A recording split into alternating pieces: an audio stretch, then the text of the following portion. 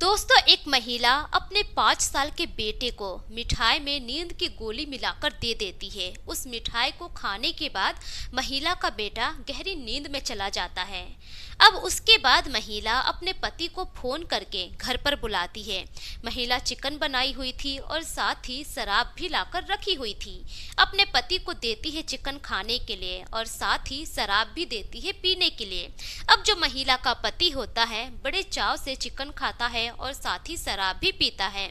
वही जो महिला होती है अपने पति के साथ बैठकर वो भी बियर पीती है।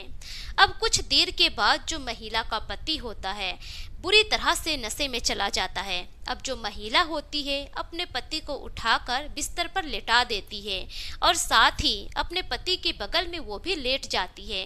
कुछ देर के बाद जब महिला देखती है कि उसका पति गहरी नींद में चला गया है, उसके बाद वो महिला अपने प्रेमी को फोन करके घर के अंदर बुला लेती है।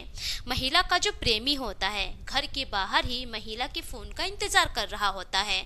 अब जैसे ही महिला अपने प्रेमी को फोन करके घर के अंदर बुलाती है, उसका प्रेमी घर के अंदर आ जाता है। उसके बाद महिला अपने एक दुपट्टा से अपने पति का दोनों पैर बांध देती है। उसके बाद जो महिला का प्रेमी होता है उसके पति का गला घोंटता है। वही जो महिला होती है अपने पति का दोनों हाथ पकड़ कर रखती है। कुछ देर के बाद महिला का पति दम तोड़ देता है, लेकिन महिला के पति के मुंह से ब्लड निकल रहा होता है। अब महिला और उसका प्रेमी दोनों परेशान हो जाते हैं। किसी भी तरह से वो लोग सबूत को मिटाना चाहते थे।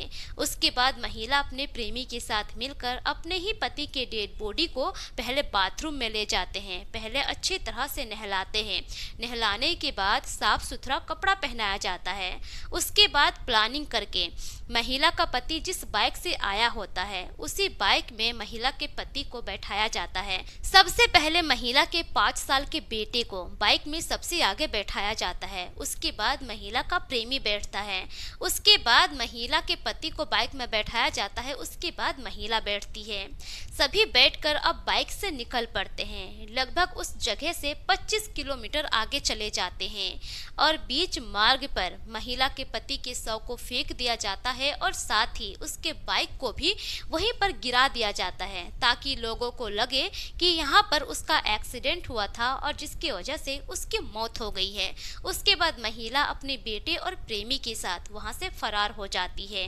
अब धीरे धीरे वक्त गुजरता है। ठीक उसके अगले ही दिन सुबह के वक्त उस इलाके के कुछ व्यक्ति की नजर पड़ जाती है डेड बॉडी पर। अब उस इलाके के जो व्यक्ति होते हैं नजदीकी थाने में सूचना दे देते हैं। सूचना मिलने के बाद पुलिस की टीम वहां पर पहुंचती है। डेड बॉडी के बारे में जब पता लगाया जाता है तो पता चलता है कि वो फलाने इलाके का है। अब जो पुलिस की टीम होती है अब उस व्यक्ति के घर तक पहुंचती है।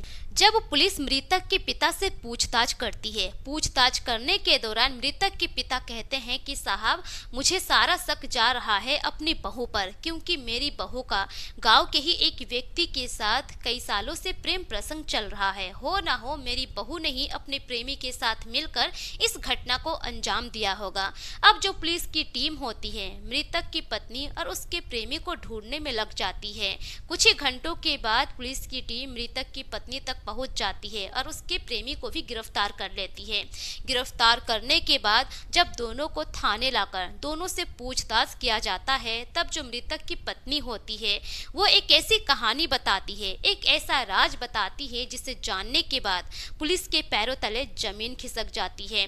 दोस्तों, अगर आप लोग भी सुनेंगे तो आप लोग भी हैरान हो जाएंगे कि आखिर एक पत्नी अपने प्रेमी के साथ मिलकर अपने ही पति के साथ ऐसा कैसे कर सकती है। तो दोस्तों, आइए जानते हैं घटना की पूरी कहानी इस वीडियो में। पर वीडियो में आगे बढ़ने से पहले आप सभी से एक ही रिक्वेस्ट है कि वीडियो को लाइक कर दीजिए और चैनल को भी सब्सक्राइब कर दीजिए, ताकि मेरा हौसला बढ़ता रहे। दोस्तों, मेरा नाम है तबस्सुम खातून और आप सभी का मेरे चैनल पर स्वागत है। दोस्तों, दरअसल मामला है उत्तर प्रदेश के महाराजगंज का। महाराजगंज के राजाबारी गांव का रहने वाला नागेश्वर रौनियार, जिसकी उम्र होती है 26 साल की। आज से 6 साल पहले नागेश्वर नेपाल में काम के सिलसिले से जाता था। वहीं पर उसकी मुलाकात हो जाती है एक लड़की से जिसका नाम होता है नेहा। दरअसल जो नेहा होती है नेपाल के नवलपरासी जिले के गोपालपुर की रहने वाली होती है। दोनों की मुलाकात होती है, धीरे धीरे दोनों में दोस्ती होती है और दोस्ती कब प्यार में बदल जाती है दोनों को पता ही नहीं चलता है। दोनों में प्यार प्रसंग शुरू होता है और फिर दोनों शादी करने का फैसला करते हैं। दोनों शादी भी कर लेते हैं। शादी करने के बाद नागेश्वर अपने गांव उत्तर प्रदेश के महाराजगंज जिले के राजाबाड़ी आ जाता है और वहीं पर रहकर अपनी पत्नी के साथ जिंदगी गुजारने लगता है। अब इसी तरह से धीरे धीरे वक्त गुजरता है। उसी गांव का रहने वाला होता है एक व्यक्ति जिसका नाम होता है जितेंद्र। जितेंद्र एक व्यापारी होता है। अब उसी की दुकान में वो काम करने लगता है। धीरे धीरे ऐसे ही समय गुजरता चला जाता है। अब शादी के बाद नागेश्वर को एक बेटा भी होता है। बेटे के जन्म से नागेश्वर बहुत खुश होता है। अपनी पत्नी के साथ वो खुशहाल जिंदगी गुजार रहा होता है।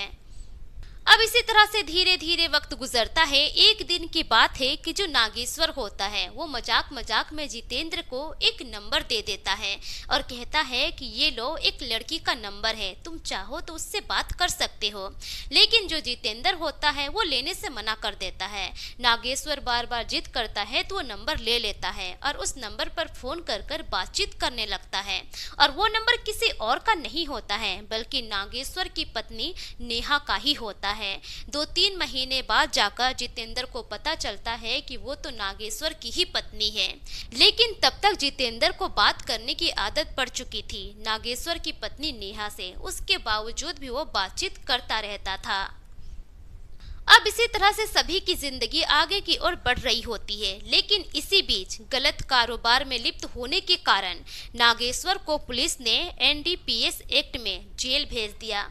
अब जेल जाने के बाद उधर जो नागेश्वर की पत्नी थी नेहा वो अकेली पड़ गई थी। वो पहले से ही जितेंद्र से बातचीत किया करती थी। अब पति के जेल जाने के बाद वो कुछ ज्यादा ही बातचीत करने लगती है।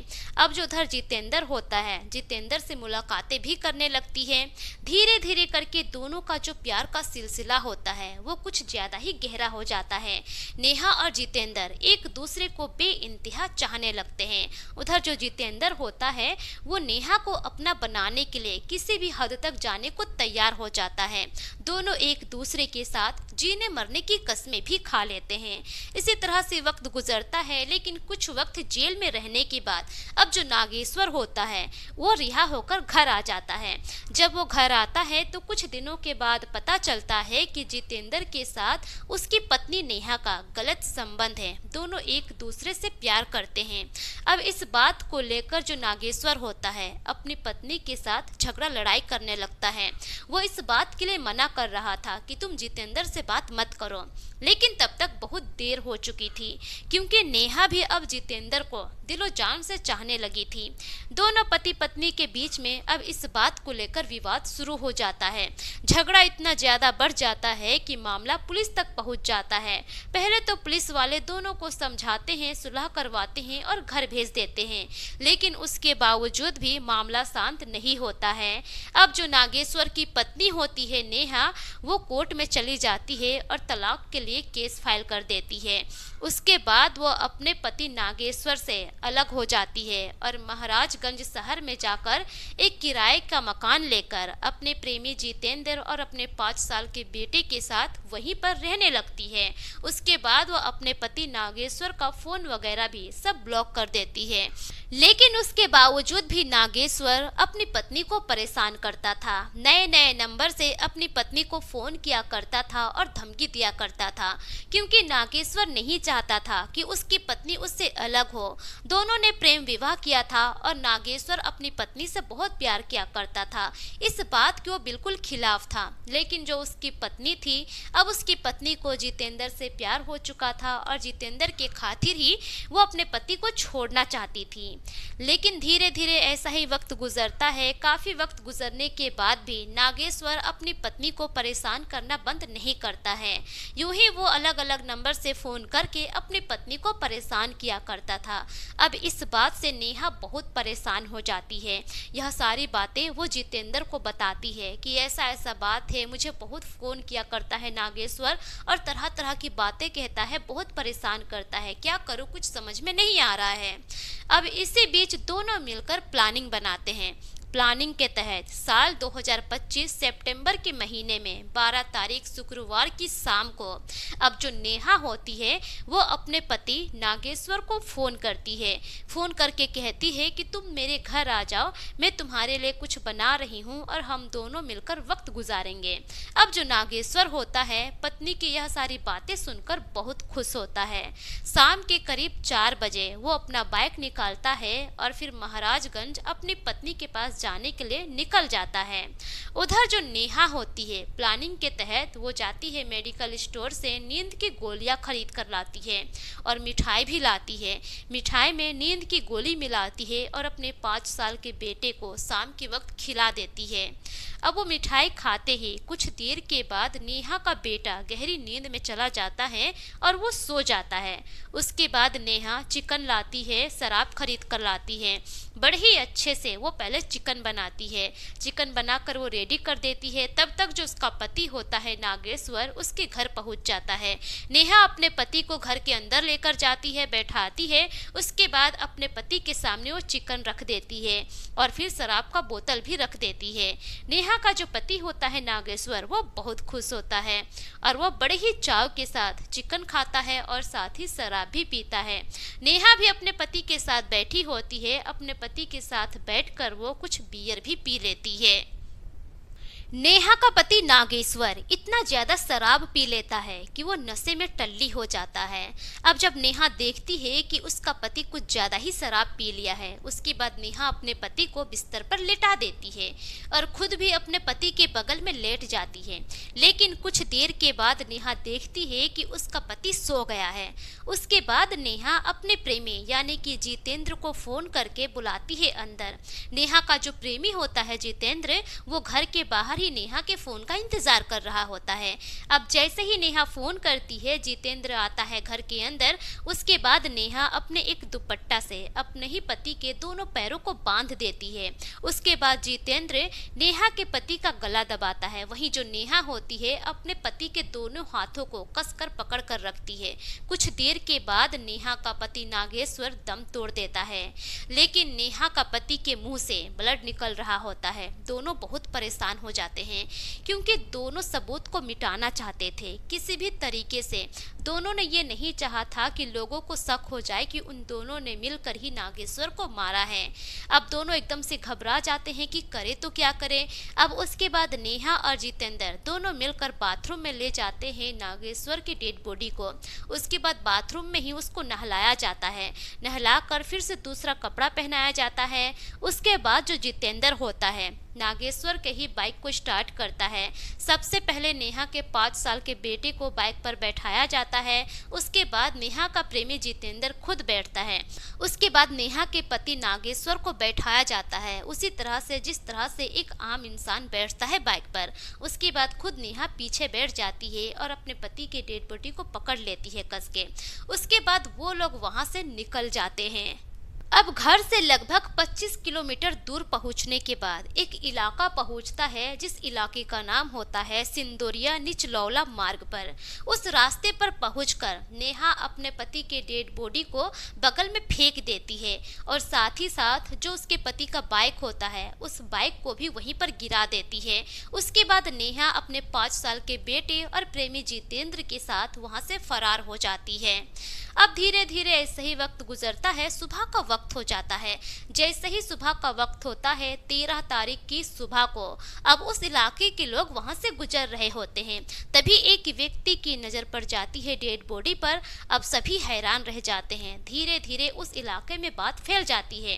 तभी उस इलाके के लोग नजदीकी थाने में सूचना देती है। सूचना मिलने के बाद पुलिस की टीम वहां पर पहुंचती है। डेड बॉडी को पुलिस वाले ले जाते हैं थाने। थाने ले जाने के के बाद जब जांच की जाती है, पता किया जाता है कि आखिर ये व्यक्ति है कौन, आखिर ये डेड बॉडी किसकी है। तब जाकर पता चलता है कि मरने वाले व्यक्ति का नाम नागेश्वर है और वो रहने वाला है महाराजगंज जिले के राजाबाड़ी गांव का। अब जो पुलिस की टीम होती है सबसे पहले चली जाती है नागेश्वर के घर।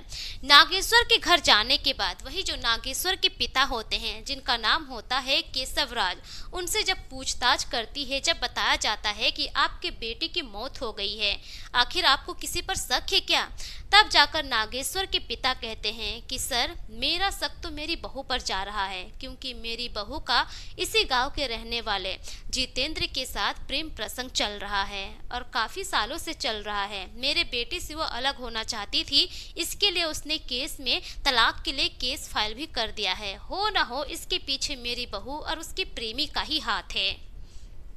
अब जो पुलिस की टीम होती है, पहले तो नागेश्वर की डेड बॉडी को पोस्टमार्टम के लिए भेज देती है। वही जो उसकी पत्नी होती है और उसका प्रेमी उसको ढूंढने में लग जाती है। कुछ ही घंटों की खोजबीन के बाद पुलिस आरोपी तक पहुंच जाती है। मृतक की पत्नी नेहा और उसके प्रेमी जितेंद्र को गिरफ्तार कर लेती है महाराजगंज से ही। उसके बाद दोनों को थाने लेकर आती है और थाने में लाने के बाद दोनों से पूछताछ करती है और पूछताछ के दौरान दोनों अपना जुर्म कबूल कर लेते हैं। जैसे ही दोनों अपना जुर्म कबूल करते हैं, उसके बाद पुलिस की टीम दोनों को जेल के सलाखों के पीछे भेज देती है। वही जब नागेश्वर का पोस्टमार्टम रिपोर्ट आता है तो उसमें भी साफ साफ लिखा होता है कि मृतक की मौत गला घोटने की वजह से हुई है। जब इस केस का खुलासा होता है, मृतक की पत्नी और उसके प्रेमी को अरेस्ट कर लिया जाता है, तब जाकर पूरे इलाके में यह खबर आग की तरह फैल जाती है। पूरे सोशल मीडिया में इस खबर की चर्चा होने लगती है कि आखिर एक पत्नी अपने ही पति के साथ ऐसा कैसे कर सकती है, जबकि उस पत्नी ने अपने पति से प्रेम विवाह किया था। लोग सौरभ राजपूत को याद करने लगते हैं कि सौरभ राजपूत की पत्नी ने भी किस तरह से अपने प्रेमी के चलते अपने ही पति को पहले मौत की घाट उतारा, फिर उसकी डेड बॉडी को 15 टुकड़ों में बांट दिया और फिर एक नीले ड्रम में पैक कर दिया। तो दोस्तों, यह रही पूरी घटना की कहानी आप लोगों के सामने। इस घटना पर आपकी क्या राय है? अपनी राय कमेंट सेक्शन में जरूर दीजिए। दोस्तों, इस घटना को सुनाने का मकसद किसी की भी भावनाओं को ठेस पहुंचाना नहीं था, बल्कि मेरा मकसद आप सभी को सतर्क करना है, जागरूक करना है, ताकि आप अपना और अपने परिवार का ख्याल रख सकें। दोस्तों, मिलेंगे फिर एक नई वीडियो के साथ। तब तक के लिए शुक्रिया। जय हिंद।